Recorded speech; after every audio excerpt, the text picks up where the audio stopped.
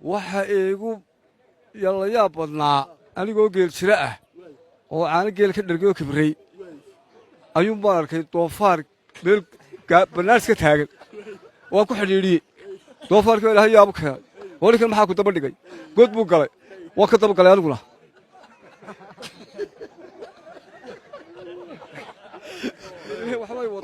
wali waa kibirsanahay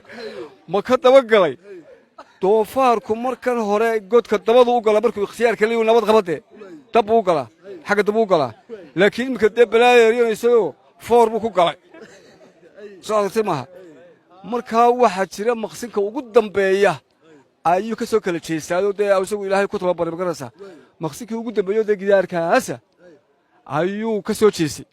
aniguna kolba goolad aw shalay maray ayaan gurguurasho ku maraya gooladii ugu dambeysay ayaan sida bahalkan isku noqon markaasuu soo qaaday teewo doofaar kaliya loogu talagalay laba haadma waa mid kaliya magarasa haadkii sida gudintiiyo daabka isku noqdaan soo maray ayaan isku noqonnay isla dushuu maray alla hoostaan maray isaga gidaarkii dusha haya anigana ciidii baan fuqa ku haya hereg waa jaaqlaa yaa barigisaadle anigoo shahaadaan isloo naqasumaan kaceelay afkii dhulka ku haya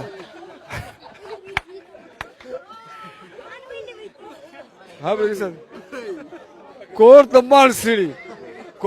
isiri